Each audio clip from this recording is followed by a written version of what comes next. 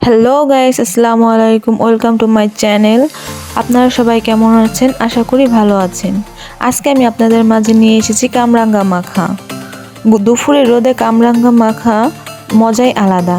এই জন্য আমি প্রথমেই চলে গিয়েছি আমাদের গাছে।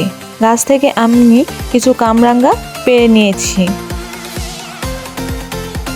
এরপরে আমি কামরাঙ্গাগুলো পেড়ে ছাদে চলে গেছি এবং এটাকে সুন্দর করে পানি ঢেলে আস্তে ধীরে ধুয়ে নিয়েছি, যাতে এই কামরাঙ্গার ভিতর কোনো ময়লা না থাকে। এই যে আমার কামরাঙ্গাগুলো ধোয়া হয়ে গেছে, এগুলোকে এখন আমি চারপাশ থেকে এর উপরের একটু একটু করে ফেলিয়ে নেব। এই উপরের ইটা না ফেললে আপনাদের কামরাঙ্গার স্বাদ লাগবে না।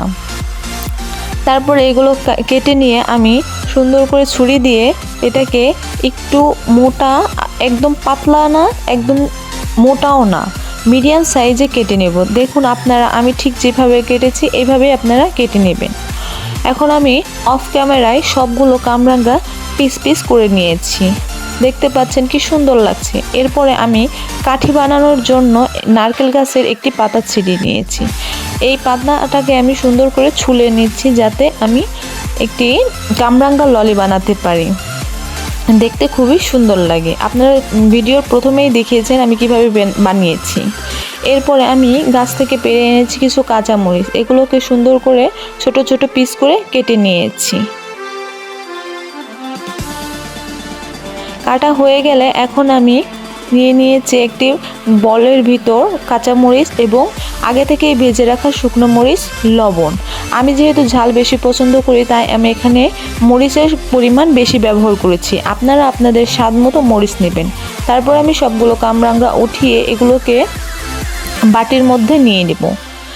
তারপর আমি সুন্দর করে এগুলোকে মাখিয়ে নেব। এই যে দেখছেন কিভাবে আমি কামরাঙ্গাগুলো মাখিয়ে নিচ্ছি, ঠিক এইভাবে আপনারা কামরাঙ্গা মাখিয়ে নেবেন। এই যে আমার কামরাঙ্গা মাখানো শেষ। দেখে নিন কতটা সুস্বাদু লাগছে।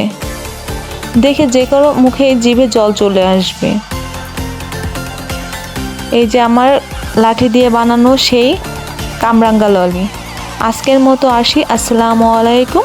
সবাই ভালো থাকবেন। আমার চ্যানেলটি সাবস্ক্রাইব করবেন এবং একটি করে কমেন্ট করে যাবেন।